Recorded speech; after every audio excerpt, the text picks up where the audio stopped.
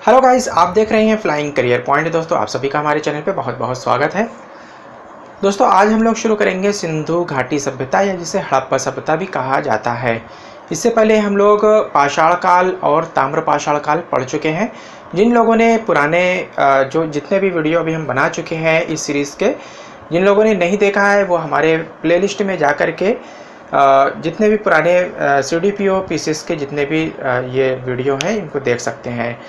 और अब हम लोग आज सिंधु सभ्यता या हड़प्पा सभ्यता जिसे कहा जाता है इसको आज हम लोग शुरू करेंगे। तो चलिए आइए शुरू करते हैं। तो यहाँ पर सबसे पहले है कि प्रागैतिहासिक स्थलों को खोजने का कार्य भारतीय पुरातत्व विभाग करता है। ये चीज़ आप लोग नोट कर लीजिएगा कि प्रागैतिहासिक स्थलों को जो खोजने का कार्य है भारतीय पुरातत्व सर्वेक्षण विभाग करता है। भारत में पुरातत्व विभाग की स्थापना किसने किया था? ये अलेक्जेंडर कनिंघम के द्वारा ये पुरातत्व विभाग की स्थापना की गई थी। इससे पहले भारत में भारतीय पुरातत्व विभाग नहीं था। भारतीय पुरातत्व सर्वेक्षण विभाग ये भारत में नहीं था। लेकिन जब अंग्रेज़ों का शासन भारत में शुरू हुआ तब इस यहाँ बहुत सारी जो है खोज हो रही थी, तो रेलवे लाइन डालने का काम किया जा रहा था। ये जो हड़प्पा वाला क्षेत्र था यहाँ पर अंग्रेज़ों ने रेलवे लाइन डालने के लिए जब खुदाई शुरू की तब यहाँ पर भूमि की खुदाई में इस तरह के स्थल कुछ खंडहर जो है वहाँ पर दिखाई दिए। तो खंडहरों को खोदने पर कुछ विशेष प्रकार की ईंटें सामने आई। इन ईंटों की जब जांच हुई तो तब ये पता चला कि ये किसी और सभ्यता की ईंटें हैं जो कि बहुत ही महत्वपूर्ण है। इनको जब विस्तृत रूप में जो है इनको खुदाई किया गया और इनका खुदाई करने के पश्चात एक पूरी सभ्यता निकल कर के आई। इस सभ्यता को जब जांच करने के बाद पता चला कि ये तो वैदिक काल के सभ्यता से भी पुरानी ये सभ्यता है। तो इस प्रकार से जो इस पूरी जांच पड़ताल करने के लिए भारत में भारतीय सर्वेक्षण विभाग की स्थापना किया गया। और इसकी स्थापना किसने किया था? अलेक्जेंडर कनिंघम ने किया था। इस विभाग की स्थापना के समय भारत में वायसराय कौन था? लॉर्ड कर्जन भारत का वायसराय रहा है। वायसराय लॉर्ड कर्जन के समय में इस विभाग की स्थापना हुई थी।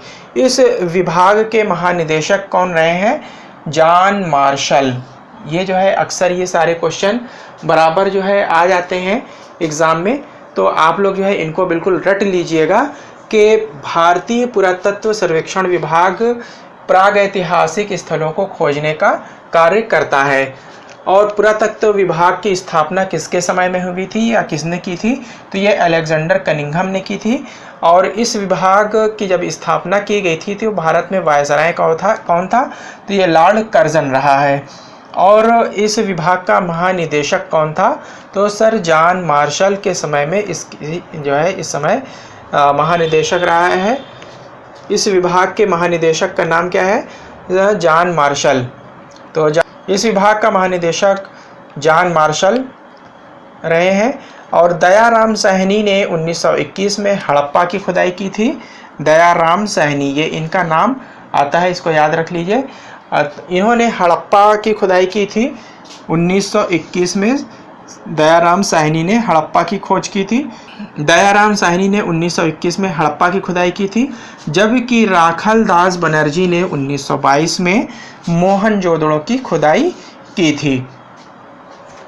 ये इम्पॉर्टेंट है इतना, तो आप लोग जो है इसको नोट कर लीजिए या फिर स्क्रीनशॉट ले लीजिए। ठीक है, इसके बाद अगला देखते हैं, फिर इसको मिटा देते हैं। दोस्तों, अब बात आती है कि इस स्थल का नामकरण किस प्रकार से हुआ, क्या नाम रखा गया। इसको जो है सिंधु सभ्यता भी कहा जाता है, हड़प्पा सभ्यता भी कहा जाता है, और इसको और भी अन्य नामों से जाना जाता है। तो अब यहाँ पर प्रश्न उठता है कि इसका अलग अलग नामकरण किस प्रकार से हुआ। तो चलिए आइए एक एक करके देखते हैं। तो नामकरण के विषय में जानेंगे।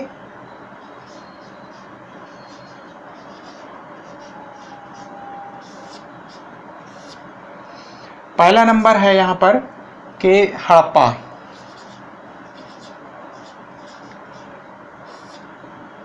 हड़प्पा सभ्यता।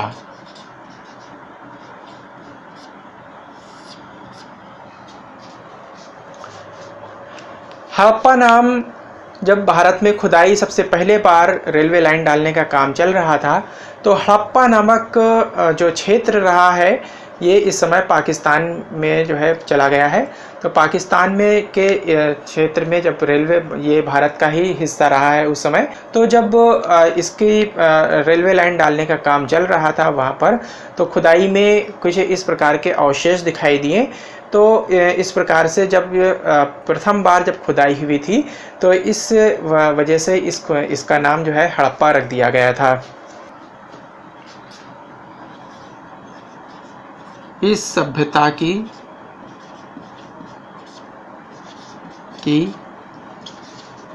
खुदाई सबसे पहले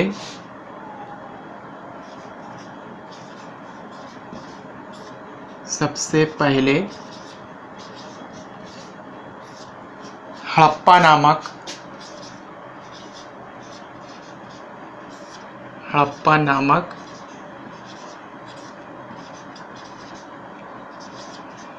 स्थल पर हुई थी। इसीलिए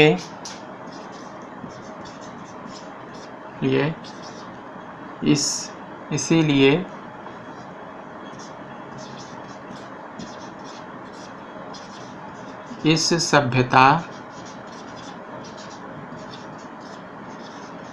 का नाम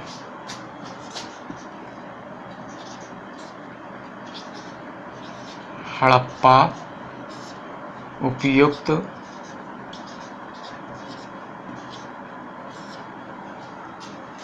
था। ठीक है। इसके बाद सिंधु नाम रखा है। सिंधु सभ्यता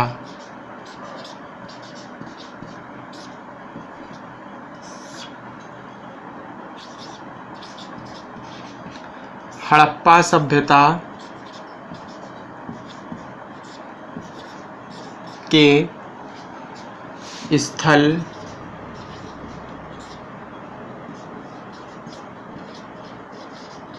सिंधु नदी के आसपास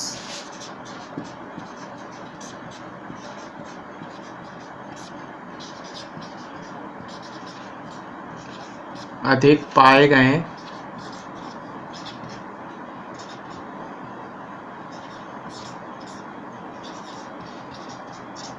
इसीलिए इस सभ्यता का नाम सिंधु सभ्यता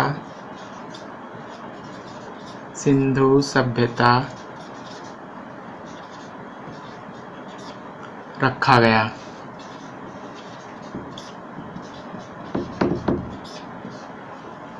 इसीलिए इस सभ्यता का नाम सिंधु सभ्यता रखा गया।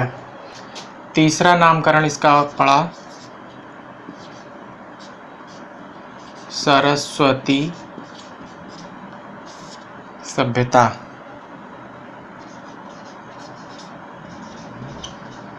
सरस्वती सभ्यता ये नाम क्यों पड़ा? 1100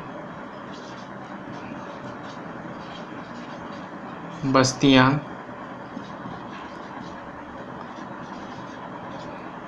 सिंधु तथा गंगा के मैदान के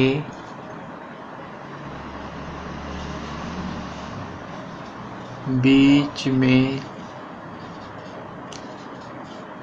पाई गई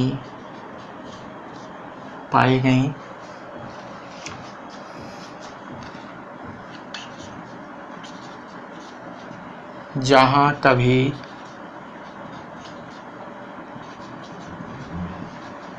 सरस्वती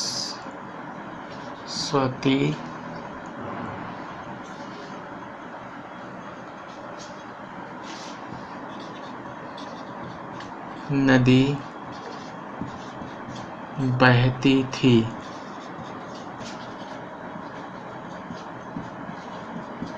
इसीलिए बहुत से विद्वान इसे सरस्वती सिंधु सभ्यता कहते हैं। कुछ विद्वान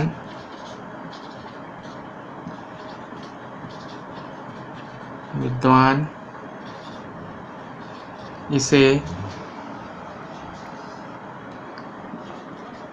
सरस्वती सभ्यता कहना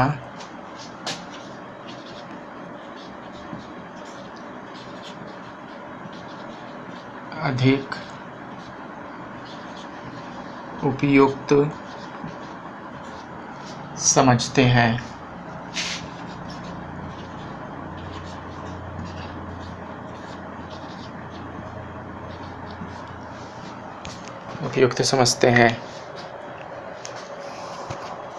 तो इस प्रकार से सरस्वती सभ्यता 1100 बस्तियां सिंधु सभ्यता और गंगा के मैदान के बीच में पाई गई हैं, जहां कभी सरस्वती नदी बहती थी।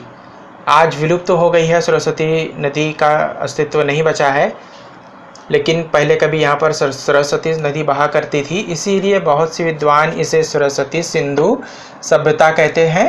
कुछ विद्वान इसे सरस्वती सभ्यता कहना अधिक उपयुक्त समझते हैं। तो इस प्रकार से इसका सरस्वती सभ्यता नामकरण हुआ। चौथा है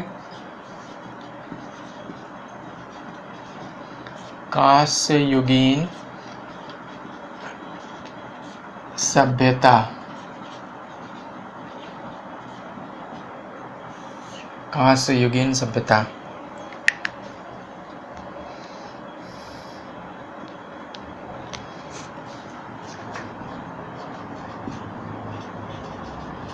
सिंधु सभ्यता एक कांस्य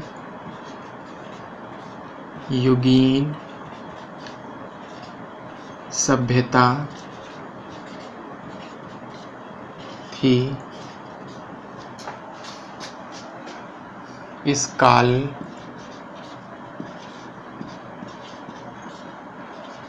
में मानव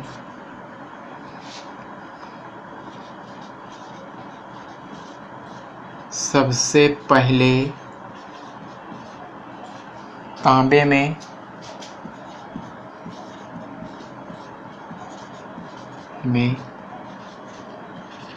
टिन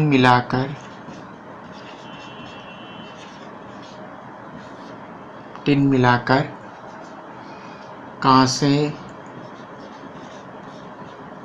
का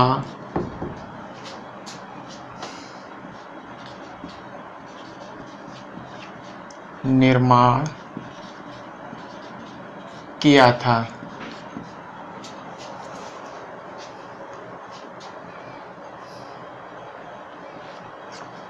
इसीलिए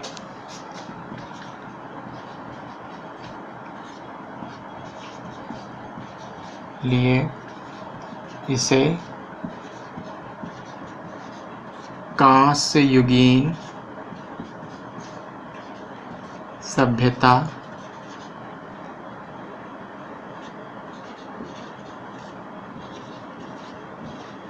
कहते हैं। ठीक है, कांस्य युगीन सभ्यता थी ये। सिंधु सभ्यता एक कांस्य युगीन सभ्यता थी।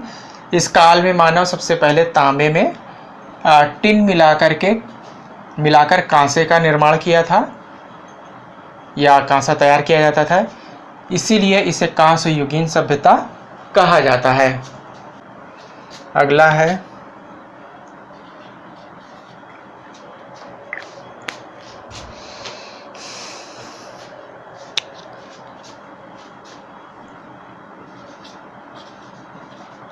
प्रथम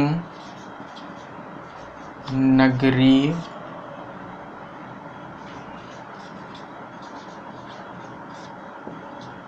सभ्यता।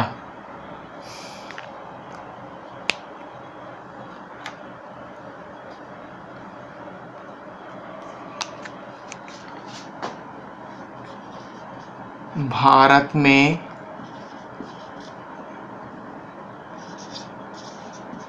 प्रथम बार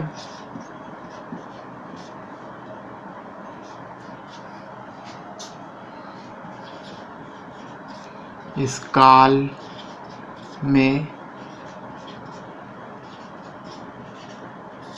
नगरीय सभ्यता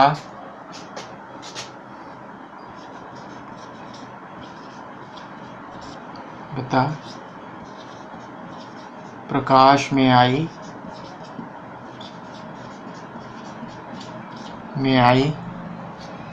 इससे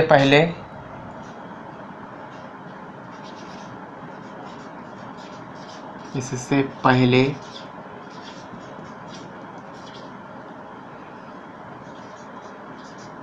मानव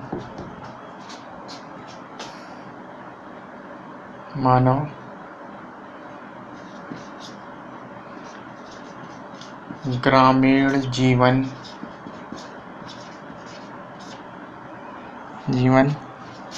जीता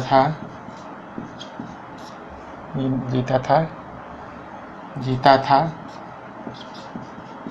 जो कि पाषाण काल था।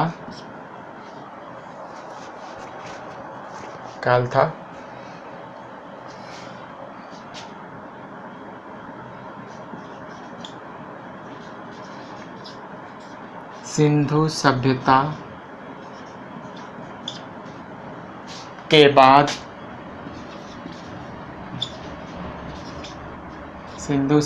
के बाद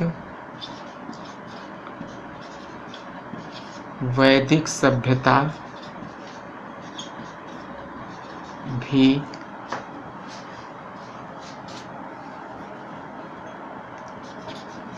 भी एक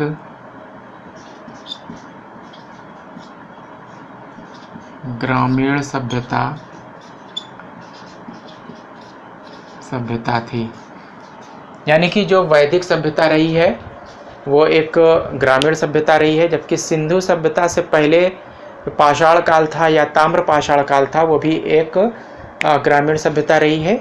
जबकि ताम्र पाषाण काल के बाद जब सिंधु सभ्यता का विकास हुआ, यानी कि ताम्र पाषाण काल से मानव जब आगे विकास करते हुए आगे बढ़ा, तब हमें उसके विकसित रूप हमें सिंधु सभ्यता में दिखाई देते हैं, जिसमें कि मानव ने इतना विकास कर लिया था कि वो ग्रामीण क्षेत्र से बाहर निकल के उसने नगरीय सभ्यता बसाई, नगरीय सभ्यता विकसित की उसने। और हमें भारत से लेकर के मेसोपोटामिया तक, मिस्र तक हमें उसके व्यापार के बहुत सारे अवशेष प्राप्त हुए हैं बाद में जब इसकी खोज हुई। तो इस प्रकार से हमें ये मालूम पड़ता है कि जो सिंधु सभ्यता का मानव रहा है उसने कितना ज़्यादा उसने विकास कर लिया था।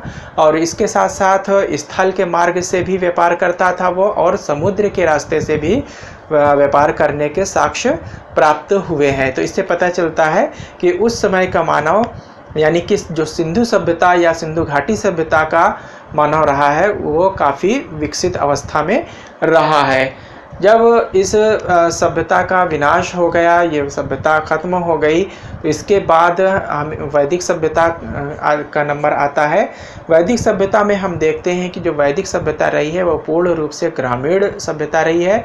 यानी कि कहीं ना कहीं हमें ये चीज़ पता चलता है कि जो सिंधु सभ्यता रही है वो पहले पूरी तरीके से उसका वो नष्ट हो जाती है, वो उसका विनाश हो जाता है।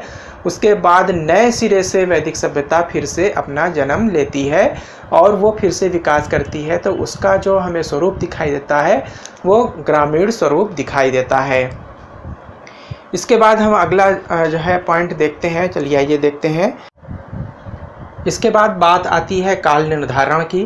तो काल निर्धारण के विषय में जो है कहा गया है कि बहुत ही ज़्यादा जटिलता जो है इसमें आती है। अभी तक सही काल निर्धारण नहीं हो पाया है, क्योंकि जो है इसमें अलग अलग मत हैं लोगों के, और अपने अपने वैज्ञानिकों ने अपने अपने मतानुसार अलग अलग काल निर्धारण किया है।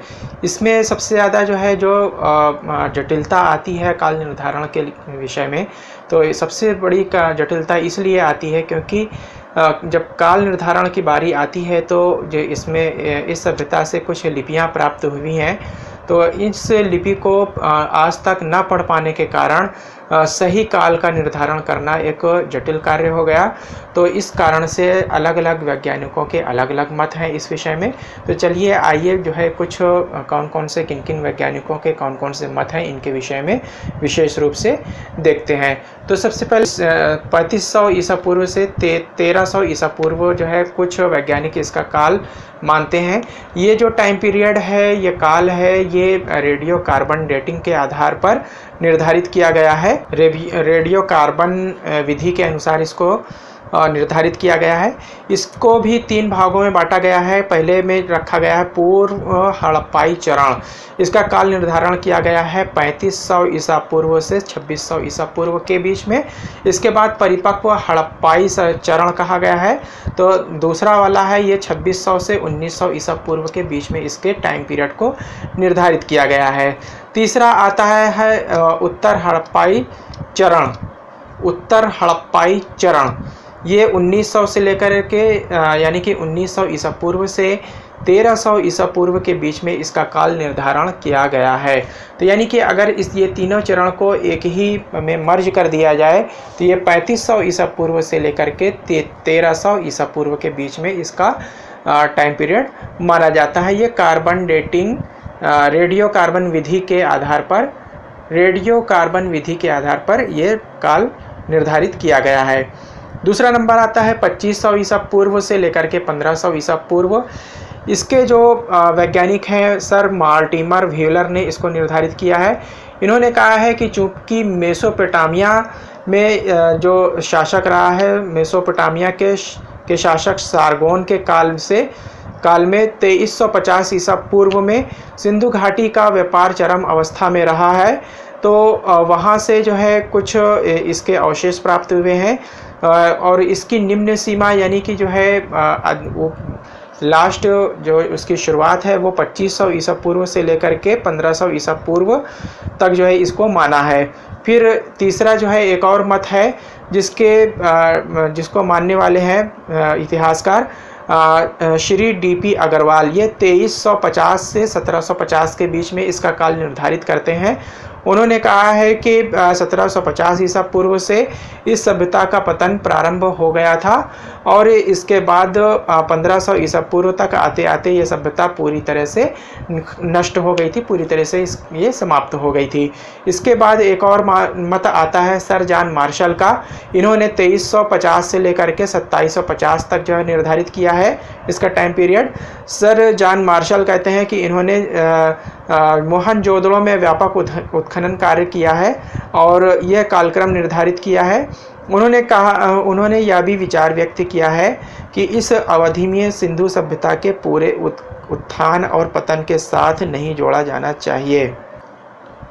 2350 से लेकर के 2750 तक सर जॉन मार्शल ने इसको निर्धारित किया है, और इनका कहना है कि सिंधु सभ्यता के जो है उत्थान और पतन को इसमें नहीं जोड़ा जाना चाहिए। इसके बाद मैके का नाम आता है, सर मैके का नाम। इन्होंने 2800 से 2500 के बीच में इसका टाइम पीरियड निर्धारित किया है। इन्होंने मोहनजोदड़ो में खुदाई का कार्य किया है। फिर एमएस वत्स का नाम आता है। इन्होंने 3500 से 2500 के बीच में सिंधु सभ्यता का टाइम पीरियड निर्धारित किया है। इन्होंने हड़प्पा में उत्खनन का कार्य किया है। इसके बाद डेल्स महोदय का नाम आता है। इन्होंने 2900 से 1900 के बीच में काल निर्धारित किया है, और इन्होंने मोहनजोदड़ो, हड़प्पा, कोडदीजी, आमरी और कालीबंगा, लोथल सहित दक्षिण एशिया और अनेक समकालीन स्थलों में तुलनात्मक रूप से अध्ययन किया है। तो इस प्रकार से ये अलग अलग वैज्ञानिकों के अलग अलग जो है टाइम पीरियड इन्होंने निर्धारित किया है। तो गाइज़ ये सिंधु सभ्यता का जो है अभी एक शुरुआती चैप्टर है। इसमें हम अभी आगे और भी चर्चा करेंगे, क्योंकि वीडियो लंबा हो रहा है और आप लोग इतना लंबा वीडियो देख नहीं पाते हैं, इसलिए हम सोच रहे थे कि ये छोटा छोटा वीडियो ही बनाते हैं। तो हम इसके आगे का जो भी पॉइंट है वो हम लेकर के आएंगे अगले वीडियो में। तो आप लोग जो है अभी तक जिन लोगों ने हमारे चैनल को सब्सक्राइब नहीं किया है, सब्सक्राइब कर लें, साथ ही बराबर में लगे हुए बेल के आइकन को प्रेस कर लीजिएगा। और पसंद आए तो लाइक करिएगा और अपने दोस्तों में शेयर करिएगा, और किसी भी प्रकार का कोई कन्फ्यूज़न हो तो कमेंट बॉक्स में लिखिएगा। Thank you very much. I will meet again soon.